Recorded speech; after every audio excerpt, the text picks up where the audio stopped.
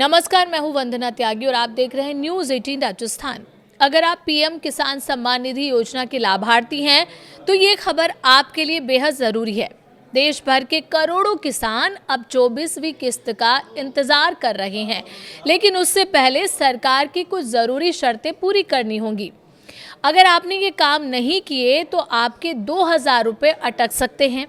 आइए आसान भाषा में पूरी जानकारी समझते हैं। सबसे पहले जानते हैं कि पीएम किसान योजना है क्या।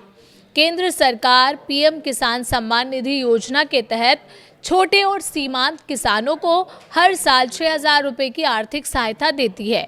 ये राशि 2-2 हज़ार रुपये की 3 किस्तों में सीधे किसानों के बैंक खाते में भेजी जाती है। अब तक सरकार 23 किस्तें जारी कर चुकी है और करोड़ों किसान इसका लाभ उठा चुके हैं। 24वीं किस्त कब आ सकती है, अब ये सवाल है। दरअसल 23वीं किस्त जून में जारी की गई थी। आमतौर पर हर किस्त के बीच लगभग 4 महीने का अंतर होता है। इसी आधार पर माना जा रहा है कि 24वीं किस्त सितंबर से नवंबर 2026 के बीच जारी हो सकती है। हालांकि सरकार ने अब तक इसकी आधिकारिक तारीख घोषित नहीं की है।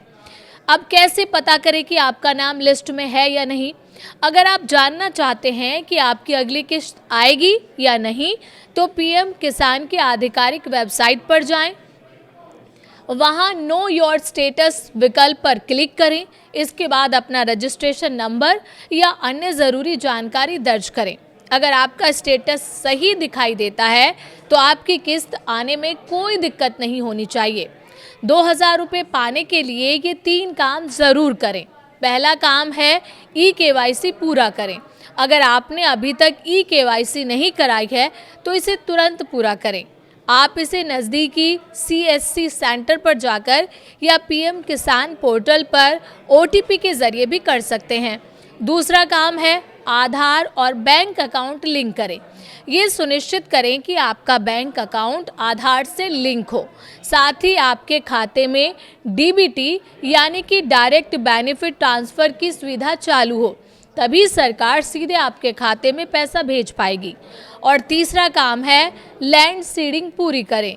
लैंड सीडिंग का मतलब है कि अपनी ज़मीन के दस्तावेज योजना के रिकॉर्ड से सही तरीके से जुड़ें और सत्यापित हों।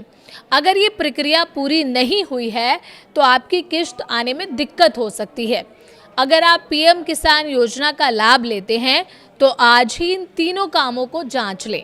ई-केवाईसी पूरी करें, आधार को बैंक खाते से लिंक रखें और डीबीटी चालू रखें। लैंड सीडिंग यानी ज़मीन का सत्यापन पूरा कराएं। इन कामों के पूरे होने पर 24वीं किस्त मिलने की संभावना बढ़ जाएगी।